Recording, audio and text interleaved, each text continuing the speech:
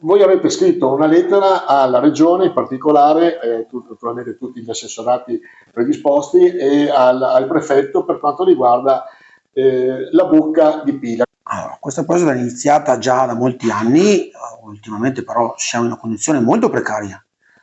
È stato fatto un intervento che era già comunque già stato prestabilito, però fatto in un momento probabilmente sbagliato, e quindi siamo ancora al punto di partenza. Questo scavo non è stato ultimato in maniera dovuta, purtroppo per carenza di fondi. Lo scavo è stretto e quindi i peschereggi, quando escono a mare, hanno difficoltà per sia uscire che per rientrare. Molto rischioso per le barche, perché comunque sia insomma rischioso sia per l'imbarcazione che per i dipendenti a bordo. E in più questo canale, oltretutto a non riuscire a far uscire le barche, ha problemi anche di laguna interna, perché il canale è collegato al porto peschereccio di Pila, e quindi anche la circolazione dell'acqua nelle lagune è problematica. Ecco, lei diceva che è un'operazione che deve essere fatta molto più incisiva rispetto a quella che fate normalmente di scavatura ordinaria ogni anno. Diceva che la regione vi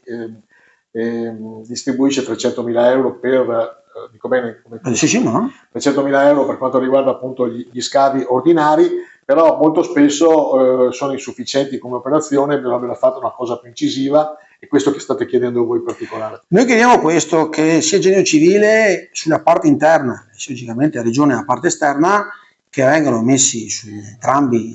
insieme per studiare sicuramente un piano nuovo, più incisivo,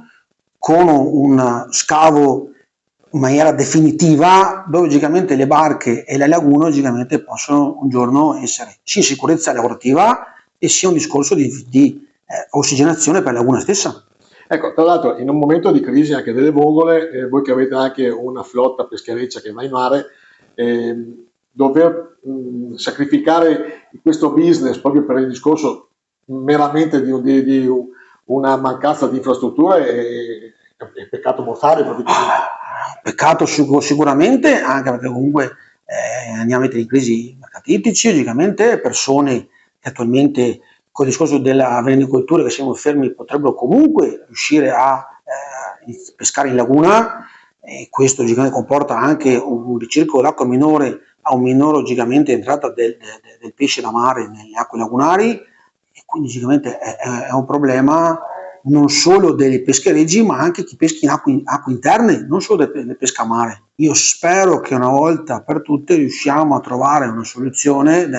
insieme, entrambi gli enti, e spero che venga messo anche a conoscenza noi, le nostre conoscenze di pescatori che insomma da anni escono da questo porto, per riuscire a trovare una soluzione definitiva, che se io domani mattina dovessi avere un problema effettivo, che le barche non escono dal porto, i commercianti che logicamente vanno a approvvigionarsi nel nostro mercato si spostano su altri mercati, purtroppo, perché il commercio non può attendere il nostro mercato, quindi questo avrebbe un danno enorme per tutto il sistema, non solo, ripeto, a livello personale di barche, ma veramente a un sistema complesso come che è attualmente il nostro mercato, che ha avuto un aumento di pesce bianco, e quindi